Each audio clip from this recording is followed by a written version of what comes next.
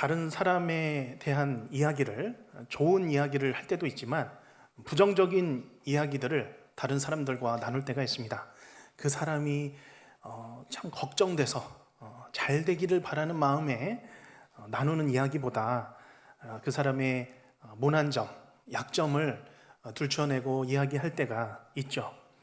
우리가 그렇게 남에 대한 평가를 쉽게 내릴 수 있지만, 만약 입장을 바꾸어서 다른 사람이 나를 잘 알지도 못하는데 너무 쉽게 평가를 내린다면 우리의 기분은 어떻겠습니까?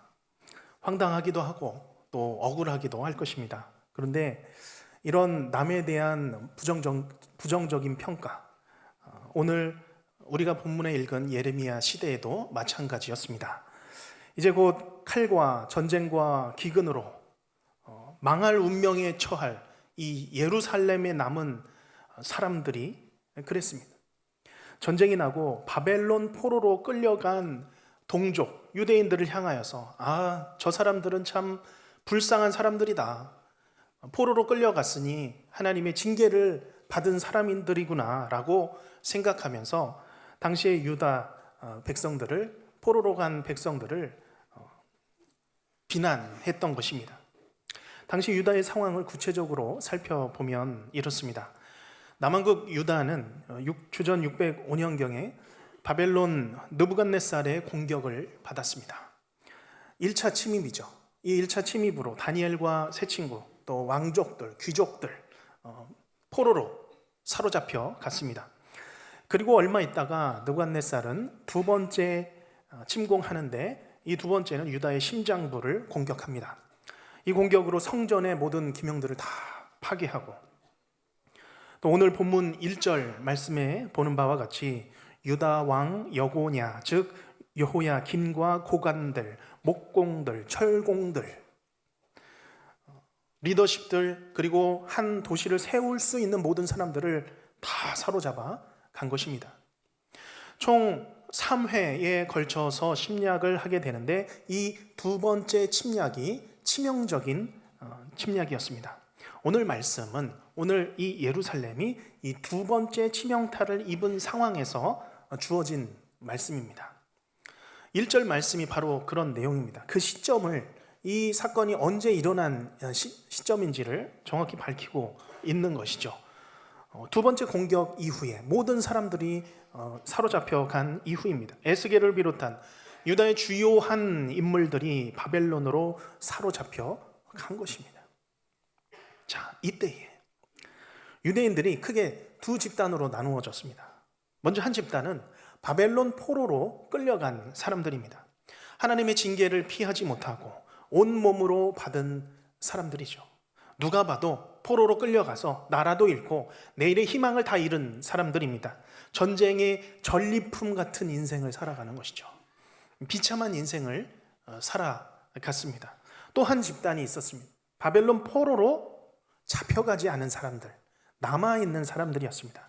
그들 중에는 애굽으로 도망한 사람들도 있었습니다. 또는 숨어 있다가 다시 이 예루살렘으로 돌아와서 남아있던 사람들이었습니다.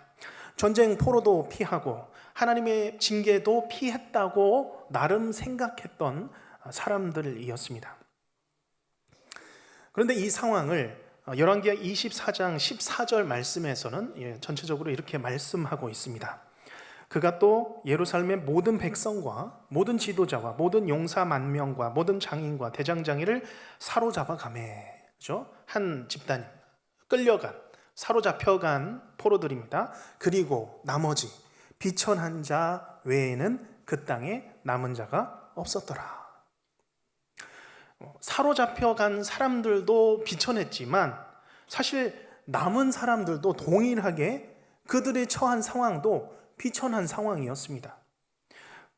그럼에도 불구하고 예루살렘에 이 남아있던 사람들은 자기 자신을 합리화했던 것입니다.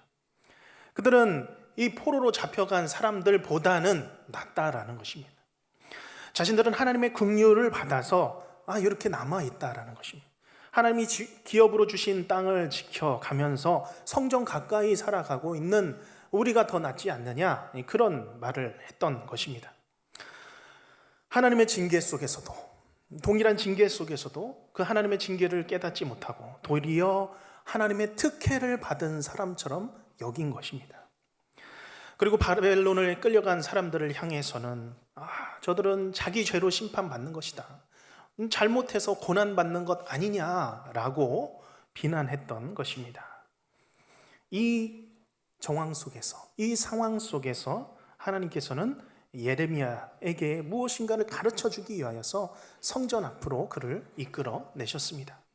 그리고 오늘 하나님께서는 예레미야가 가진 생각을 뒤집어 주십니다. 그리고 온 유다 백성들이 갖고 있던 생각들도 다 뒤집어 주십니다. 오늘도 우리는 하루하루를 살아가면서 우리가 살고 있는 삶에 대하여서, 내가 살고 있는 삶에 대하여서 원치 않는 평가를 받으며 살아갈 때가 있습니다. 때로는 나는 정말 신경 쓰고 싶지 않은데 나를 무너뜨리려고 하는 사람들의 그런 잔혹한 평가들, 내 삶에 대한 비난들을 받을 때가 있습니다. 특히 지금 이 시대는 더 그런 것 같습니다. SNS만 훑어봐도 남이 어떻게 사는지, 그 사람이 어제 뭘 했는지를 쉽게, 너무나도 빠르게 알 수 있습니다. 내가 남에게 어떻게 보여지고 있는지, 또 다른 사람들은 나를 어떻게 평가하는지 너무나도 신경이 쓰이고 살아갑니다. 다른 사람들은 잘 사는 것 같은데, 다른 사람들은 아무 문제 없이 살아가고 있는 것 같은데 내 삶에만 자꾸 어려운 일들이 찾아오는 것 같이 느끼게 된다면 마음이 더 어려워질 수밖에 없는 것이죠. 바라기는 오늘 이 주어지는 말씀이 성령께서 오늘 내 삶에 대하여서 선언하시는 하나님의 귀한 말씀으로 받으시기를 주님의 이름으로 축복합니다. 다른 누구로부터의 평가나 인정이 아니라 우리 하나님께서 내 삶을 향한 인정과 평가를 어떻게 말씀하시는지 그 말씀을 나에게 주시는 말씀으로 받아서 나의 삶을 다시 한번 세워가시는 사랑하는 모든 성도님들이 되시기를 주님의 이름으로 축원합니다. 그러면 하나님께서 오늘 예레미야에게 보여주신 것을 자세히 알아보겠습니다. 먼저 그것은 두 개의 광줄이었습니다. 그런데 그 두 광줄이 안에는 완전히 다른 대조되는 내용물이 담겨 있었죠. 우리 2절 말씀 함께 읽겠습니다. 한 광주리에는 처음 익은 듯한 극히 좋은 무화과가 있고 한 광주리에는 나빠서 먹을 수 없는 극히 나쁜 무화과가 있더라. 아멘. 여기 먼저 처음 익은 듯한 무화과라고 하는 것은 여호와께 드려지는 처음 것, 첫 소출의 의미로서 무화과입니다. 하나님을 기쁘시게 할 만한 그런 상태죠. 그래서 이 무화과는 극히 좋은 무화과라고 표현하고 있습니다. 또 다른 한 광주리의 무화과는 너무 상태가 나빠서 먹을 수조차 없는 그런 상태입니다. 하나님께서도 받으실 수 없는 그런 나쁜 상태입니다. 그런데 3절에서 이때에 여호와께서 물으시죠. 우리 3절 말씀도 같이 읽어보겠습니다. 여호와께서 내게 이르시되 예레미야야 내가 무엇을 보느냐 하시되 내가 대답하되 무화과 이온데 그 좋은 무화과는 극히 좋고 그 나쁜 것은 아주 나빠서 먹을 수 없게 나쁘나이다 하니. 아멘. 예레미야는 지금 자기 눈으로 본 그대로 이야기하고 있는 것입니다. 근데 여기서 예레미야에게 하나님께서 내가 지금 무엇을 보느냐라고 하셨을 때 예레미야는 어떤 생각을 했을까요? 본문에는 설명하고 있지 않지만 예레미야는 이 두 광주리의 모습을 보면서 포로기 당시에, 그 당시에 두 유대인의 그룹들과 겹쳐서 보였을 것입니다. 한 그룹은 예루살렘에 남아서 성전 주위에서 아직 살아가고 있던 사람들, 자기들이 의인이다 라고 말하고 다녔던 그 사람들, 좋은 모습들이죠. 그리고 또 다른 한 부류는 바벨론 포로로 끌려가서 하나님의 징계를 온몸으로 받는 사람들, 그 두 부류의 사람들이 떠올랐을 것입니다. 당시 유대인들에게 무엇을 보느냐라고 묻는다면 당연하게 나쁜 무화과는 누구겠습니까? 바벨론에 끌려간 유다인들, 포로로 사로잡혀 갔던 사람들이라고 생각했을 것입니다. 그리고 반대로 좋은 무화과는 성전 곁에서 약속의 땅을 떠나지 않고 그 땅을 지켜가는 사람들, 그들이 좋은 무화과라고 생각했을 것입니다. 그러나 오늘 우리는 다른 사람들이 아니라, 인간의 눈으로가 아니라 하나님께서 그들을 향한, 하나님께서 내 인생을 향하여서, 내 삶에 대하여서 무엇이라고 선언하는지를 우리는 주목해 봐야 합니다. 너가 무엇을 보느냐, 너의 인생을 다른 사람이 어떻게 평가하느냐가 아니라 하나님께서 내 삶에 대하여서 무엇이라고 말씀하시는지 우리는 귀를 기울여야 합니다.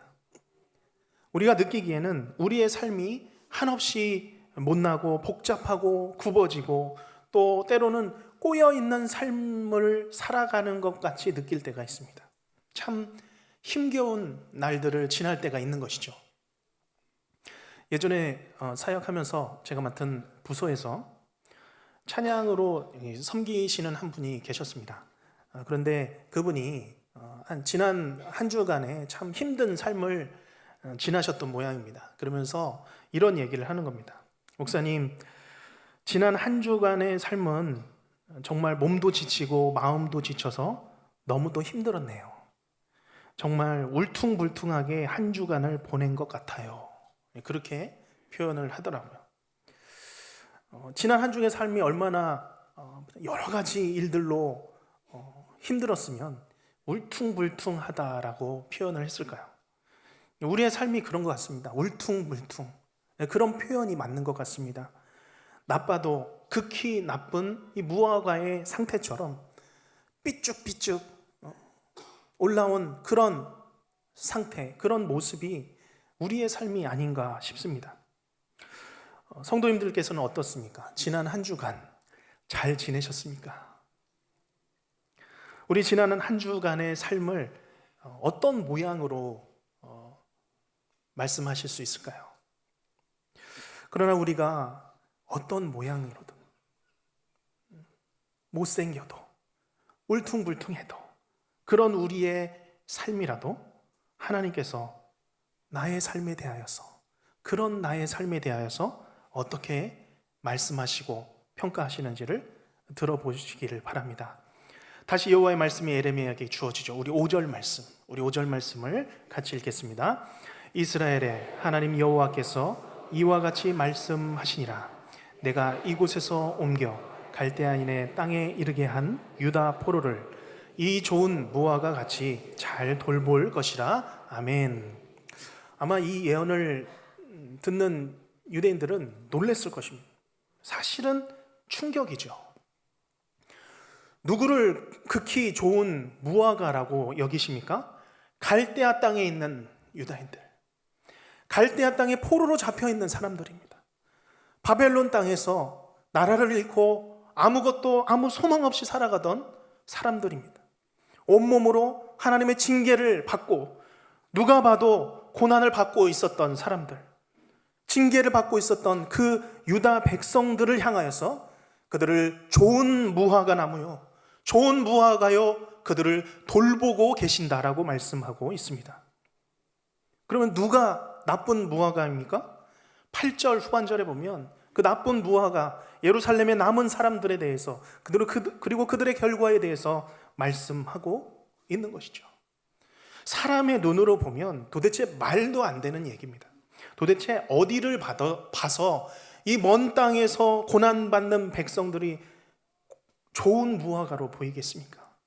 사람 눈에는 절대로 그렇게 보이지 않습니다. 울퉁불퉁하고 삐죽삐죽 튀어나온 삶을 사는 그들이 어떻게 하나님의 만족하실 만한 조건이 되겠습니까? 그런데 오늘 본문에서는 어떻게 그들이 극히 좋은 무화과 나무가 될 수 있었는지 말씀하고 있습니다. 그 이유는 바로 하나님 때문입니다. 하나님이 그들을 좋은 무화과로 여기셨기 때문입니다. 우리 5절부터 7절 말씀 한자 한자 말씀을 마음을 다하여 읽을 때에 나에게 주시는 말씀, 특별히 내가, 나는, 내 이 단어를 중심으로 같이 읽겠습니다. 이스라엘의 하나님 여호와께서 이와 같이 말씀하시니라. 내가 이곳에서 옮겨 갈대인의 땅에 이르게 한 유다 포로를 이 좋은 무화과 같이 잘 돌볼 것이라. 내가 그들을 돌아보아 좋게 하여 다시 이 땅으로 인도하여 세우고 헐지 아니하며 심고 뽑지 아니하겠고, 내가 여호와인 줄 아는 마음을 그들에게 주어서 그들이 전심으로 내게 돌아오게 하리니 그들은 내 백성이 되겠고 나는 그들의 하나님이 되리라. 아멘. 오늘 이 말씀이 내 인생을 향한, 내 삶을 향한 하나님의 말씀으로 받으시기를 주님의 이름으로 축복합니다. 하나님이 나를 이렇게 여기십니다. 하나님이 나를 이렇게 평가하십니다. 알고 봤더니 내 인생은 다른 사람의 평가에 달려있지 않았습니다. 알고 봤더니 내 인생을 평가하실 분은 오직 살아계신 하나님 한 분뿐이신 줄로 믿습니다. 사실은 하나님의 뜻에 따라서 그들이 갈대아 땅에 인도되었다라는 것입니다. 그리고 결국 그들을 다시 이 땅으로 인도하여 내시겠다, 내가 반드시 돌아오게 하시겠다 말씀하십니다. 하나님이 유다의 앞날을 분명히 계획하고 계셨습니다. 하나님이 그 유다의 일생을 이끌어가고 계신 줄로 믿습니다. 올해에도 2023년에도 우리에게는 수많은 일들이 있었을 것입니다. 때로는 그런 일들이 정말 표현처럼 울퉁불퉁하고 평탄하지 않은 일들로 가득한 삶이라고 말할 수도 있습니다. 그러나 우리가 그 울퉁불퉁한 그런 지나온 삶을 보면서 우리는 무엇을 보십니까? 무엇을 보십니까? 우리가 그 안에서 하나님을 바라보시길 바랍니다. 지난 한 해 우리의 삶을 돌아보니 하나님이 우리의 삶을 돌아보고 계셨습니다. 알고 보니 하나님께서 우리의 삶을 좋게 만들어서 여기까지 오게 하셨고, 우리를 극히 좋은 무화과와 같이 그런 삶으로 만들어 오고 계셨음을 믿으시길 바랍니다. 오늘 우리에게 일어나는 여러 가지 일들 중에 아직도 이해되지 않는 일들이 있습니까? 이 순간에도 바로 그 일들을 통하여서 하나님의 선하신 돌보심이, 인도하심이 있음을 믿으시길 바랍니다. 그것이 믿음입니다. 그것이 신앙입니다. 우리에게는 하나도 헛된 시간이나 헛되게 흘러가는 과정이나 사건이 없는 것입니다. 때로는 돌아가는 것 같고, 때로는 길을 잃어버린 것 같았는데 사실은 그것조차도 하나님께서 내 걸음을 인도하고 계셨습니다. 내 걸음을 세고 계셨고 붙들고 계셨습니다. 그것을 믿는 것이죠. 그 참 믿는 그 믿음을 소유하시는 성도님들이 되시기를 간절히 바라며 축복합니다. 이제 오늘 말씀은 우리를 돌아보셔서 좋은 무화과가 되게 하시는 그 이유가 무엇인가? 단지 우리의 삶을 편안하고 안정되게 하시는 것에 목적이 있는가? 그 이유가 무엇인가를 말씀하고 있습니다. 우리 7절 말씀을 다시 한번 읽겠습니다. 내가 여호와인 줄 아는 마음을 그들에게 주어서 그들이 전심으로 내게 돌아오게 하리니 그들은 내 백성이 되겠고 나는 그들의 하나님이 되리라. 아멘. 하나님께서 왜 우리를 돌보십니까? 하나님께서 왜 우리의 삶을 그 마른 땅 가운데서도, 포로의 땅 가운데서도 우리를 기억하시고 우리를 돌아보고 계시며 극히 좋은 무화과처럼 우리를 닦으시고 돌보고 계십니까? 여호와가 여호와인 줄 알게 하리라. 내 하나님 여호와가 여호와임을 알게 되면 우리의 삶은 달라집니다. 뒤바뀝니다. 오늘 말씀을 듣는 우리 모든 성도님들 마음 가운데 다시 한번 우리 하나님이 전능하신 나의 하나님, 유일하신 하나님, 살아계신 하나님으로 믿게 되시는 모든 성도님들이 되시기를 주님의 이름으로 축복합니다. 오늘 이스라엘은 누구보다도 하나님을 잘 알고 있었어야 했습니다. 그러나 이스라엘은 여호와 하나님을 잃어버리고 살았습니다. 너무 삶이 고단했기 때문입니다. 지쳐서 먹고 살기에 바빴기 때문이죠. 그래서 하나님을 잊고 살았습니다. 내 인생을 쥐고 계시는 하나님을 잊고 살면 하나님께서 내게 주신 내 인생을 값어치 없게 여깁니다. 하나님보다 다른 사람의 평가에 귀를 기울이면서 살아가고 그 평가에 마음이 무너지는, 내 감정이 휘둘리는 삶을 살아갈 수밖에 없는 것이죠. 나에게 주어진 자리를 불평하고 만족하지 못하게 되는 것입니다. 오늘 우리 하나님께서는 우리를 좋은 무화과 같이 나를 지금도 돌보고 계심을 믿으시길 바랍니다. 지금도 돌아보시고 말씀하시고 좋게 만들어가고 계십니다. 하나님께서는 우리의 삶을 결코 헐지 않으십니다. 하나님께서는 우리의 삶을 결코 뽑지 않으십니다. 무너뜨리지 않으십니다. 우리 하나님이시기 때문입니다. 내게 생명을 주시고 살아갈 힘을 주시며 오늘도 우리를 사랑하고 계십니다. 우리가 그 하나님의 품으로 달려나가시는 주일이 되시기를 바랍니다. 내가 여호와인 줄 아는 마음을 그들에게 주어서 그들이 전심으로 내게 돌아오게 하리니 그들은 내 백성이 되겠고 나는 그들의 하나님이 되리라. 우리를 전심으로 돌아오게 하리니 그들은 완전히 내 백성이 되겠고 나는 그들의 하나님이 되리라. 오늘도 하나님께서는 내 울퉁불퉁한 인생을 극히 좋은 무화과로 닦으시며 돌보고 계십니다. 전심으로 돌아오도록 내려놓고 주님 앞에 맡기시기를 바라며 내 인생을 빛내고 계시는 줄로 믿습니다. 오늘 주일 하나님을 하나님인 줄 아는 믿음으로 하나님 앞에 나아가 내 모든 짐들을 맡기고 우리의 짐을 모든 짐 돌보시는 하나님께 감사하며 찬양으로 영광 돌리시는 모든 성도님들 되시기를 주님의 이름으로 축원합니다. 기도하겠습니다.